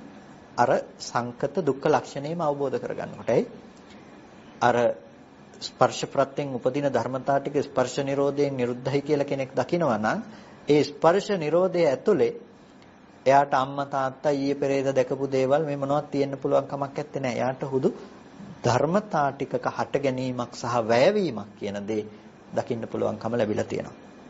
එතකොට මෙන්න මේ විදිහට එයාට පුළුවන්කම තියෙන ස්පර්ශ ප්‍රත්‍ය පිළිබඳව නැතිනම් ස්පර්ශයන්ගේ හට ගැනීමෙන් දකින්නට පුළුවන්කම තියෙනවා. එතකොට දැන් මෙන්න මේ විදිහට අහනකොට දැන් අපි ওই සූත්‍රයේ පළවෙනි කොටස පිළිබඳව අපි කතා කළේ නැතිනම් සරියුත්තරණාංශ ස්පර්ශ සමුදයෙන් දුක හට ගන්නවා කියලා කියපු කාරණාව පිළිබඳව. ඊට පස්සේ බුදුරජාණන් වහන්සේත් මේ කාරණාව පිළිබඳව නැවත අනුදැන වදාරීමෙන් පස්සේ බුදුරජාණන් වහන්සේ සහ ආනන්ද තෙරුන් වහන්සේ අතර වන සාකච්ඡාව අපිට දකින්නට පුළුවන්කම තියෙනවා. ඊට පස්සේ ජරා මරණං ආවසෝ ආනන්ද කින් නිදානං කින් සමුදයං කින් ජාතිකං කින් පබවಂತಿ පුට්ටෝහම් භන්තේ එවං ව්‍යාකරයම්. ස්වාමීනි මගෙන් ඇහුවොත් එහෙම කෙනෙක් මේ ජරා මරණ ආනන්ද ජරා මරණය කුමක් නිදාන කරගෙන කුමක් ප්‍රභවය කරගෙනද තියෙන්නේ කියලා. ඒ කියන්නේ දැන් අර අපි කතා කළානේ දැන් අපේ ජීවිතේට දැන් පුද්ගලයෝ මරුණාම දුක එනවා, පුද්ගලයෝ ලෙඩ වුණාම දුක එනවා කියලා. අන්න ඒ විදිහට කෙනෙකුගේ ජීවිතේට අර කායික මානසික දුක එන දේ ගැන කවුරු හරි මගෙන් ප්‍රශ්න කළොත් එතකොට කිං ජාතිකං කිං පබවಂತಿ එවං පුට්ටෝහං ඒ විදිහට මගෙන් ඇහුවට පස්සේ මම ඔහුට මෙහෙම කියනවා ජරා මරණං කෝ ආවසෝ ජාති නිදාන. ඒ ජරා මරණය ජාතිය නිදාන කොට පවතිනවා. ජාතිය නිදාන කරගෙන පවතිනවා. ජාතිය කියලා කියන්නේ අර උත්පත්තිය ප්‍රධාන කරගෙන. උත්පත්තිය කියනකොට අපි ජාතිය කියන දේ අර ප්‍රතිසන්දි ජාතිය. එහෙම නැතිනම් අපි ඉපදීම කියන දේ දුකයි කියලා අපි කතා කරන්නේ. එතකොට අන්න ඒ ජාතිය ප්‍රභවය කොට පවතිනවා කියලා මම පිළිතුරු දෙනවා. එතකොට උත්පත්තිය කියන කාරණාව පිළිබඳව අපිට මෙතනදී තේරුම් ගන්නට හොඳ අවස්ථාවක් සැලසෙනවා. මොකද්ද? ජාතිය නිසා ජරා මරණ දුක එනවා. ඉපදීම නිසා ජරා මරණ දුක එනවා. ඉපදීම නිසා කියලා කියනකොට අපිට ඉපදීම කුමක්ද? ඉපදීම කියන දේ කුමක්ද? එතකොට ඉපදීම කියන දේ අපිට අර්ථ දකින්නට වෙනවා. අර ඒ කියන්නේ ඒ ධර්මතාවයන්ගේ හට ගැනීම කියන දේත්. ඒ වගේම මේ ධර්මතාවයන්ගේ හට ගැනීම කියන දේ තුළ ඒ සත්ව පුද්ගලයින්ගේ හට ගැනීම කියන දේත් කියන මේ කාරණා දෙකකින් අපිට තේරුම් ගන්නට වෙනවා. අර ධර්මතා දෙක පිළිබඳව යම් කිසි කෙනෙකුට ඒ සත්ව පුද්ගලයින්ගේ ಜಾතිය හම්බ වෙනකොට අන්න එතන ජරා මරණ දුක එනවා. ජරා මරණ දුක එනවා. ධර්මතාවයන් නිසා කවදාවත් දුක පැමිණෙන්නේ නැහැ. හැබැයි සත්ව පුද්ගලයන්ගේ ಜಾතිය, සත්ව පුද්ගලයන්ගේ ඉපදීම, සත්ව පුද්ගලයන්ගේ හට ගැනීම නිසා ඒ අයට ජරා මරණ දුක විඳින්නට සිද්ධ වෙනවා. දැන් අර ප්‍රතිසන්දි වශයෙන් අපි ලැබපු ಜಾතිය කියලා කිව්වොත් මෙතන ಜಾතිය කියන එක ප්‍රතිසන්දි වශයෙන් අපි ලබාගත් විඥානයේ පහළ වීම කියන තැන අර්ථය ගත්තොත් එතකොට යම් ගැටලුවක් එනවා. එහෙම වුණොත් මේ ජරා මරණය මේ ජීවිතේ මිදෙන්න පුළුවන් කමක් නැහැ. ජරා මරණ දුකෙන් මිදීම තියෙන මරණින් මත්තේ අද අජරාමර සංඛ්‍යාත නිවනක් නැහැ කියලා. එනිසා මෙතනදී ಜಾතිය කියන එක අපි දත යුතුයි. මේ කතා කරන්නේ අර සත්ව පුද්ගලයන්ගේ ಜಾතිය කියන දේ. යාතේසං තේසං සත්තානං ඒ සත්වයින්ගේ ඒ සත්වයින්ගේ කියනකොට දැන් ඒ සත්තුන්ගේ ඒ භව පිනිස කියලා කියන්නේ. තේසං තේසං සත්තානං තතත්ථාය කියලා මේක පැහැදිලි කරනවා. තේසං තේසං සත්තානං තතත්තාය. ඒ සත්‍යයන්ගේ එසේ වීම පිණිස. තිරසංගත සතුන්ගේ තිරසංගත බව පිණිස. මිනිසුන්ගේ මිනිසත් බව පිණිස. දෙවියන්ගේ දෙව් බව පිණිස. එතකොට ඒ බඳු බවක් තියෙනවා නම් අන්න ඒ බඳු ලක්ෂණයක් තියෙනවා නම් තේසං තේසං සත්තානං තතත්තාය. ඒ බඳු දැන් මම මිනිස්සෙක් හැටියට මම දකිනවා. මේ ස්කන්ධ ටික මිනිස්සෙක් හැටියට මම තේරුම් අරගෙන ඉන්නවා. ඒ බඳු ස්වභාවයක් තමයි තියෙන්නේ. එතකොට අන්න ඒ බඳු ස්වභාවයකින් මේ සත්පුද්ගල භව අපි උපද්දගත්තට පස්සේ අන්න එතන ජරා මරණ දුකේ පැනවීමක් කරන්නට වෙනවා. මගේ මරණ දුක මට විඳින්න පුළුවන්. තව අයගේ මරණ දුක මට විඳින්න පුළුවන්. එතකොට ඒක අර ධර්මතා කියන කොටසට වඩා තේසං තේසං ධම්මානං කියන තැනට වඩා තේසං තේසං සත්තානං ඒ සත්වයින්ගේ තියෙන જાතියක් පිළිබඳව. එතකොට මෙන්න මේ જાතිය නිසා මම ජරා මරණ දුක එනවා කියලා කියනවා. එතකොට જાතිය ඇවැත්නි කුමක් නිදාන කරගෙනද තියෙන්නේ කියලා මගෙන් අහුවොත් જાතිය කියන එක භව නිදානා. භවය නිදාන කරගෙන තියෙන්නේ. ಜಾති කියන එක භවය නිදාන කරගෙන තියෙන. භවය කියනකොට කම්ම භවය, උප්පත්ති භවය කියලා අපි භවයේ දෙආකාරයකින් කතා කරනවා. එතකොට අද දවසේදී අද මේ භවයක් තියෙනවා නම් කාම භවයක් කියලා. එතකොට මේ භවය නිසා තමයි භවයේ නිසා තමයි ඒ ಜಾතිය කියන දේ තියෙන්නේ. එතකොට එතන භවය කියන දේ අපි රූප, ශබ්ද, ගන්ධ, රස, ස්පර්ශ කියන ධර්මයන්ගේ අපිට යම් තෘෂ්ණා ඡන්දයක් වශයෙන් අපි බැස ගන්නවා නම් ඒතන අපි ඇලෙන බවක් තියෙනවා නම් අන්න ඒ බඳු මට්ටමක භූමියක ඉපදුණු නිසා තමයි අපි ඒක ග්‍රහණය කරගත්තේ. ඒ නිසා භවපච්චා ಜಾති අර දේවල් නිසා බාහිර රූප, ශබ්ද, ගන්ධ, රස, ස්පර්ශ ආදී ධර්මයන්ගේ නිමිති වශයෙන් අපි හැසිරෙන නිසා නැතිනම් එතන පැවැත්මක් අපිට ලැබෙන නිසා තමයි එතනදී අපි මේ භවය නිසා ಜಾතිය හදා ගන්නවා කියලා කියන්නේ. එතකොට මේ භවය කියන දේ කුමක් නිදාන කරගෙන කුමක් ප්‍රභවය කරගෙනද තියෙන්නේ කියලා කෙනෙක් අහුවොත් මේ භවය කියන දේ පිළිබඳව මම මේ කුමක් නිදාන කරගෙනද කියලා අහන කෙනාට උපාදාන නිදානෝ උපාදාන සමුදයෝ උපාදාන ජාතික උපාදාන පභවෝති. උපාදානය කියන දේ ප්‍රභවය කරගෙන උපාදානය කියන දේ ජාතිය කරගෙන උපාදානය කියන දේ මූලික කරගෙන තමයි මේ කියන භවය හටගන්නේ. උපාදානය කියලා කියන්නේ දැන් කාම උපාදානය යම් තැනක තියෙනවා නම් කාම පරිග්‍රහණය නැතිනම් කාම ලෙස ග්‍රහණය කරගන්න බවක් තියෙනවා නම් අන්න ඒකට කියනවා කාම උපාදානය කියලා. එතකොට ඒ කාම සහගත දේවල් වල පැවැත්ම තමයි අපි අර කලින් කිව්වේ රූප, ශබ්ද, ගන්ධ, රස, ස්පර්ශ කියන දේවල් වල තියෙන තෘෂ්ණා ඡන්දය කියලා අපි කිව්වේ. එතකොට ඒ දේවල් වල පැවැත්ම අපිට ලැබෙනවා. දැන් අපි මේ දේවල් වල ඉස්සලාම සතුටු වෙනවා. සතුටු වෙනකොට ඒක තමයි කාම උපාදානය කියලා කියන්නේ. අපි දැඩිව ඒක ග්‍රහණය කරගන්න. උපාදානය නිසා තමයි මේ දේවල් වල පැවැත්ම හම්බෙන්නේ. අපි ඉන්නේ අද කාම භවයේ තුල අද. මේ පුද්ගලයා ජීවත් වෙන්නේ කාම භවයේ තුල.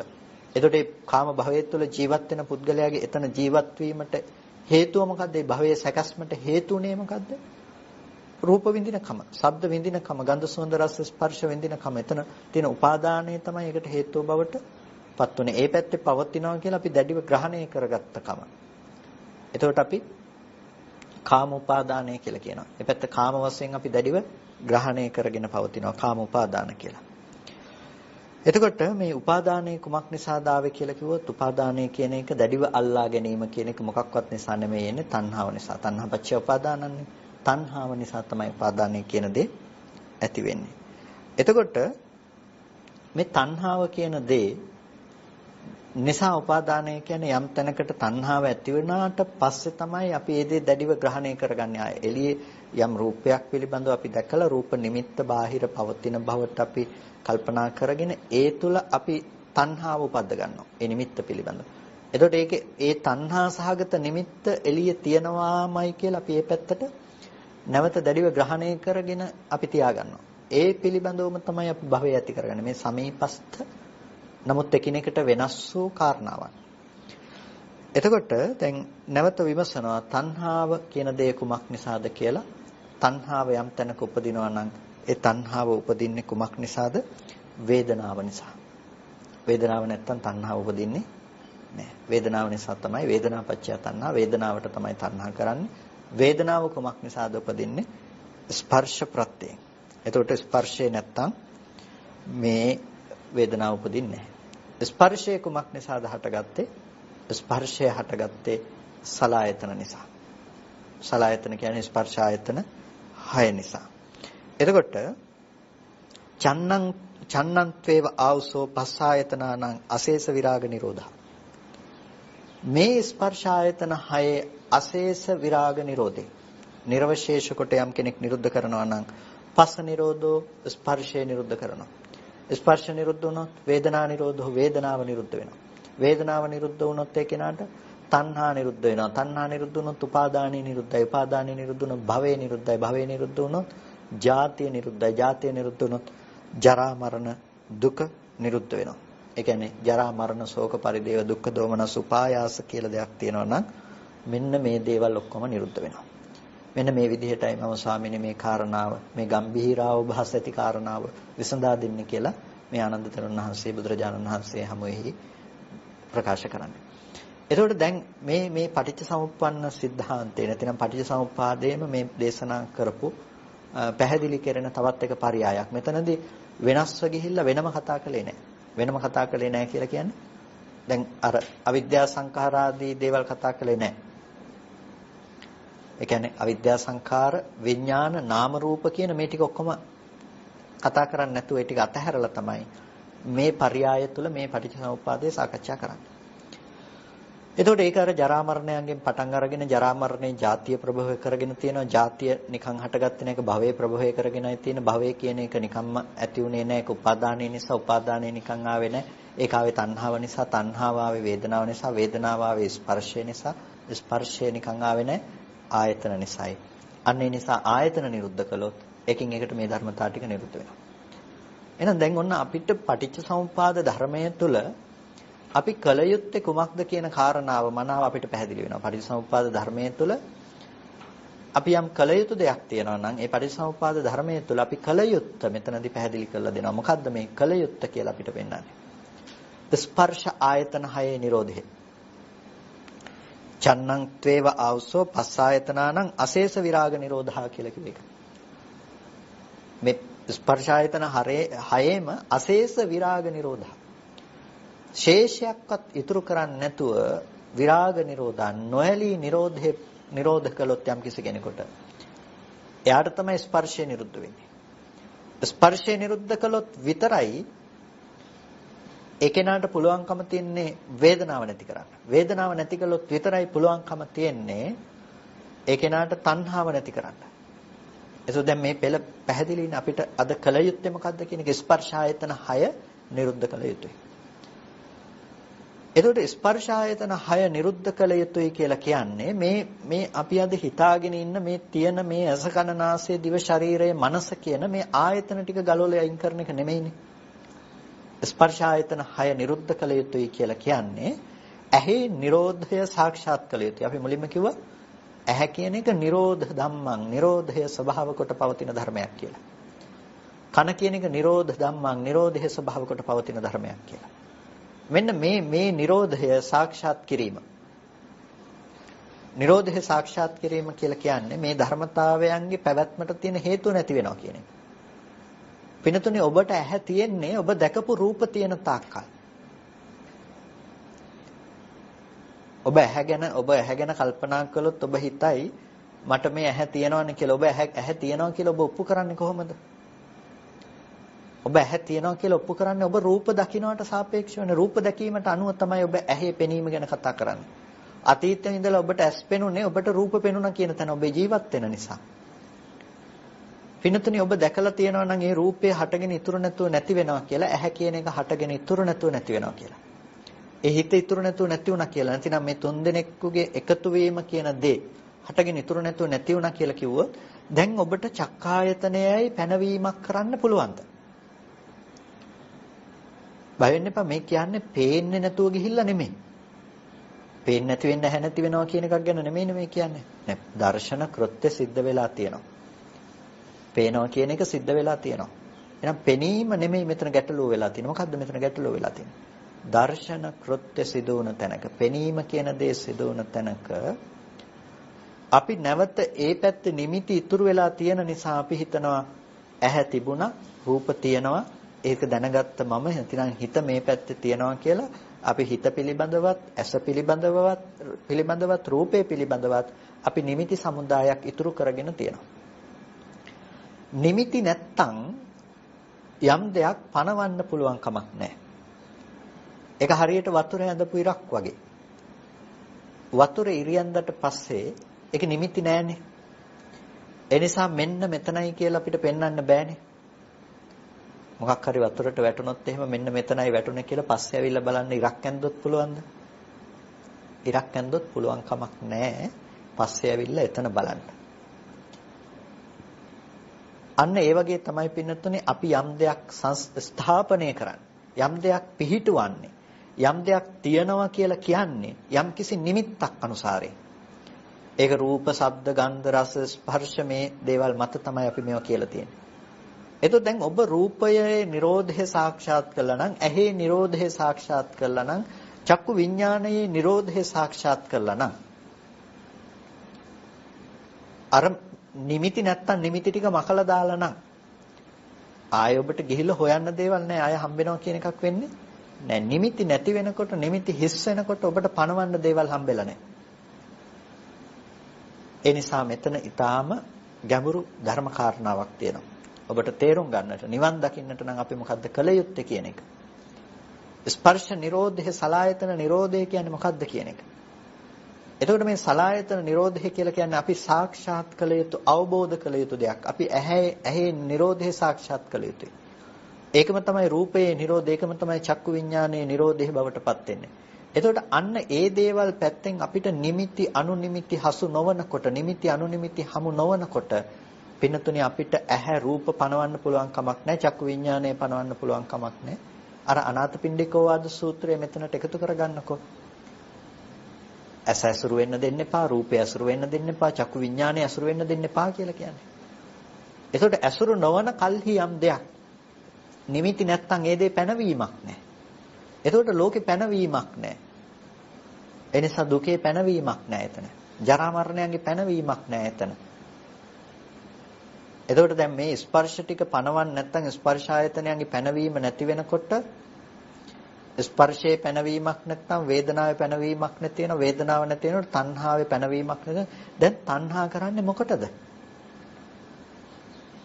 තණ්හාව කියන දේ රූපේ පැත්තේ පේන්නේ නැත්තම් අපි තණ්හා කරන්නේ මොකටද? රූපේ පැනවීමක් නැත්තම් තණ්හා කරන්නේ මොකටද? ධම්මායතනේ පැනවීමක් නැත්තම් තණ්හා කරන්නේ මොකටද? පනවන්න තැනක් හම්බ වෙන්නේ.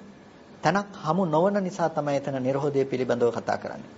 ඒ නිසා මෙන්න මේ විදිහට දැන් ස්පර්ශ ආයතනේ නිමිති නැති තැනට අපි අපේ මනස අරගෙන යන්නට ඕනේ. ස්පර්ශ ආයතන හයේ නිමිති ඇති නොවන තැනට අපේ මනස මොහු කරන තැනට අපි අපේ ප්‍රතිපදාව තීරණය කරගත යුතුයි. දැන් මෙන්න මෙතනට තමයි පින්නතුනේ අපි යා යුතු වෙන්නේ. මෙතනට තමයි අපේ මඟ වැඩි යුතු වෙන්නේ. මෙතනට තමයි ක්‍රමක්‍රමයෙන් අපි යා යුත්තේ. එකපාරම අපිට ඇහි නිරෝධයේ ප්‍රත්‍යක්ෂ නොවේ. හැබැයි අපිට පුළුවන් ක්‍රමානුකූලව එතනට අපේ මනසපත් කරගන්නට. ඒ සඳහා ඔබේ චිත්ත ඒකාග්‍රතාවයේ වැදගත් වෙනවා. ඒ කියන්නේ නිමිති ගොඩාක් ඔබට පිරීලා නම් ඒ හැම තැනකදීම ඔබට පුළුවන් කමක් නැහැ මේක ප්‍රතිවේද කරන්නට. ඒ වගේම ඔබේ හිතට බරසාර විදිහටම ලෝකේ පවතිනවා කියලා ඇලීම් බැඳීම් සහගත අරමුණු ගොඩාක් වැඩි නම්, ගැටීම් සහගත අරමුණු වැඩි නම් ඔබට බෑ මේ සියුම් ධර්මයේ එතනදී ප්‍රතිවේද කරන්නට. ඒ නිසා ඔබට සිද්ධ වෙනවා ඉස්සෙල්ලාම පළවෙනි මට්ටමේ පළමු අධීරයේදී ඒ මට්ටම ක්‍රමක්‍රමයෙන් අඩු කරගෙන යන්න. ඒ කියන්නේ අර ඇලීම් බැඳීම් කියන දේවල් ඉස්සෙල්ලාම අඩු කරගන්න. ඒක තමයි පළවෙනි තැන. පළවෙනි තැන ඇලීම සහ බැඳීම් කියන දේවල් අඩු කර ගැනීම කියන දේ. එතකොට ඔබට රාගයේ පැත්තෙන් තියෙනවා නම් ඇලීම් සහ බැඳීම්, ඒ සඳහා තමයි අසුබේ වැඩි යුත්තේ, ආදීනවේ මෙනෙහි කළ යුත්තේ, කලාප සම්මර්ෂණයන් සිද්ධ කළ යුත්තේ අන්නේ සඳහා. එතකොට අපිට අර ඇලෙන්න තියෙන අරමුණු වල අපිට ටිකක් වෙනස් ස්වරූපයකින් පේනවා. අපි මෙච්චර කල් දැක්ක එක සංඥාවකින් දැන් ඒ සංඥාව වෙනස් කළාම අපිට ටිකක් ඒක වෙනස්ව පේන්න පටන් ගන්නවා. එතකොට අන්න ඒ මට්ටම අපි ඉස්සෙල්ලා වෙනස් කළ යුතුයි. ඒ නිසා අසුබේ වැඩි යුතු වෙනවා. ආදීනවේ ගැන නිරන්තරයෙන් මෙනෙහි කළ යුතු වෙනවා. ඒ වගේම අපි කලාප සම්මර්ෂණයන් කළ යුතුයි මේ කොටස් වශයෙන් මේ පවතින ධර්මතාවයන් කියලා. එතකොට මේ දේවල් වලින් අර ඝන සංඥාව අයින් වෙලා පුද්ගල සංඥාව යම් තාක් දුරකට අයිති වෙනවා. ඉවත් වෙලා යනවා. හිතට තරහ ඇති වෙනවා වැඩි නම් ඒ නිමිති වල බරසාර බව අයින් වෙන්නට අපි මෛත්‍රිය වැඩි යුතු වෙනවා. ඒකල හිත සුමට කළ යුතුයි. එතකොට මෙන්න මේ විදිහට අපි එදිනදා ජීවිතය තුළ අපිට අර බැසගෙන දැඩිව පවත්වන අන්තගාමී වෙන අරමුණු අපි යම් මධ්‍යස්ථ ලක්ෂයකට ගන්න අවශ්‍යයි. අන්නේ මධ්‍යයකට ගත්තට පස්සේ ඊට පස්සේ අපිට පුළුවන් අරමුණු විදර්ශනාව පැත්තට හිත නැඹුරු වෙන්න. දැන් ඔය සමත භාවනාවලින් අපි කරන්නේ වැඩිපුරම චිත්ත ඒකාග්‍රතාවය ඇති කර ගැනීම. කාය විවේකයේ තියෙන කෙනෙක් නම් උපචාර අර්පණා ධානා මට්ටම් දක්වා යන්නට පුළුවන්කම තියෙනවා. එහෙම කාය විවේකයේ නැති කෙනෙක් නම් එයාට යම් මට්ටමකට චිත්ත ඒකාග්‍රතාවයේ අරමුණු වල වඩාත් පිහිටා සිටින මට්ටම අඩු වෙන මට්ටමට සමතේ භාවිත කිරීම වැදගත් වෙනවා. එතකොට අන්න ඒ විදිහට මේ නිමිති ටික පිළිබඳව අපි යම් මධ්‍යස්ථ භාවයකටපත් වුනහම අපිට පුළුවන් ඊට පස්සේ විදර්ශනාව පැත්තට නැඹුරු වෙන්නට. එතකොට එතන පළවෙනිම දේ තමයි ඔබට ඉස්සෙල්ලාම රූපය කියන දේ ප්‍රකට වෙන්නට ඕනේ. රූපය කියන දේ ප්‍රකට වෙන්නට ඕනේ. ඒ කියන්නේ මේ ගෙවල් දොරවල් යාන වාහන මිනිස්සු කියලා මේ නානත්ත් සංඥාවක් තියෙන බව අයින් වෙලා ගිහිල්ලා යම් ඒකත්වයකට ඔබේ හිතපත් වෙන්නට ඕනේ. ඒකත්වයක් කියලා කියන්නේ එකඟ ඒකාග්‍රගත බවකට. ඒ කියන්නේ දැන් රූපායතනය කියන එකේ සිත එකඟ වෙන්නට ඕනේ දැන්. වර්ණ රූපය කියන එක තුල සියලුම රූපයන්ගේ ලක්ෂණය අර නානා අදහස් වලින් අයින් වෙලා වර්ණ සටහන කියන තැනින් දකින්න පුළුවන් තත්වයට ඔබපත් කරගත යුතුයි. ඒ මට්ටමට ප්‍රකට වෙන්නේ නැත්නම් ඔබ ඒ පිළිබඳ සම්මර්ෂණය පවත්වන්නට ඕනේ. පඨවි ආපෝ තේජෝ වායෝ කියන මේ සතර මහා ධාතු ඇති තැනක රූපය පේන්නේ මෙන්න මේ විදිහට නේද? ඒ පිළිබඳව ඔබ හොඳට සම්මර්ෂණය කළා ඇහැට එන්නේ වර්ණ සටහනක් කියන එක පිළිබඳව ඒක හරියට කණ්ණාඩි දෙකක් දාගෙන මුළු සමස්ත ලෝකයේ දිහා බලනවා වගේ ඔබට පොදුවේ බලන්නට පුළුවන් තරම් ඔබ රූපය කියන දේ පිළිබඳව හොඳට පරිග්‍රහණය කළ යුතු වෙනවා.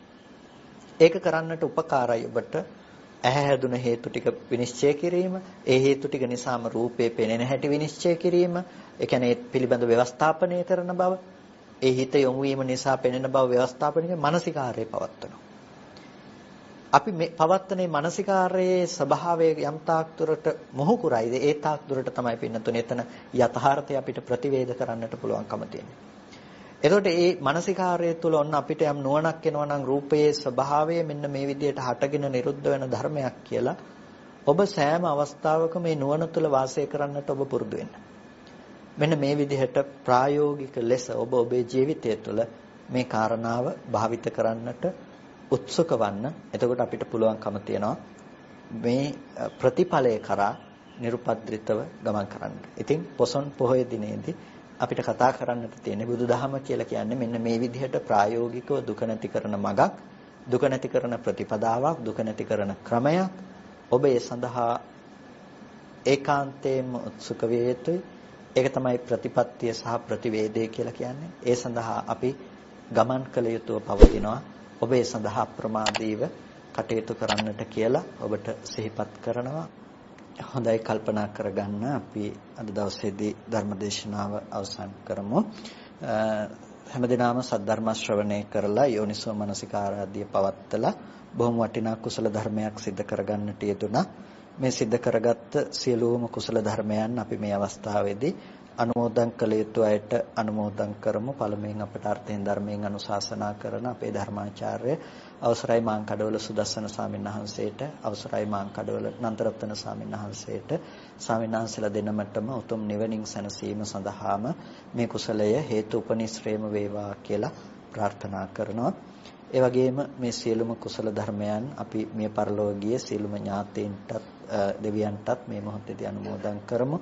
පළමුවෙන් දෙවියෝ මේ පින් සතුටින් සාදුනාදයෙන් අනුමෝදන් වනු ලබත්වා දෙවියන්ට මේ පින් උතුම් නිවනින් සැනසීම පිණිසම හේතු පාරමිතාවක්ම වේවා කියලා සාදු කියලා දෙවියන්ටත් පින් අනුමෝදන් කරන්න. ඒ වගේම මේ සියලුම කුසල ධර්මයන් අපි මේ වෙලාවේදී අනුමෝදන් කරමු. මිය පරලෝකීය ඒ සියලුම ඥාතීන්ටත් ඔබ සෑම සියලු දෙනා නමින් යම් කිසි ඥාතිවරයෙක් මිය ගිහිල්ලා පින් බලාපොරොත්තුව සිටිනවා නම් ඒ සෑම සියලු ඥාති වර්ගයාම මේ පින තමන් කළ පිනක් මෙන් සතුටින් සාදුනාදයෙන් අනුමෝදන් වනු ලබත්වා ඥාතීන්ට තුම් නිවනින් සැනසෙන්නට මේ කුසලය හේතු පාරමිතාවක්ම වේවා කියලා හැම කෙනෙක්ම සාදු කියලා ඥාතීන්ට පින් දෙන්න. කල්පනා කරගන්න ඒ පින්වත් සියලුම දෙනාටත් ධර්ම ශ්‍රවණය කළ ඔබ සෑම සියලු දෙනාටත් සෝමපාල වඩුවාවල පියතුමා ඇතුළු ඒ සියලුම දෙනාටත් නිරුක් නිරෝගී සුවපත් බව චිරජීවනයේ සැලසේවා. කායික මානසික සැනසෙල්ල උදා කරගෙන අමා මහ නිවනින් සැනසීම පිණිස මේ කුසලය හේතු පාරමිතාවක්ම වේවා කියලා සාදු කියලා පින් අනුමෝදන් වෙනවා. හැම දිනාටම තෙරුවන් සරණයි.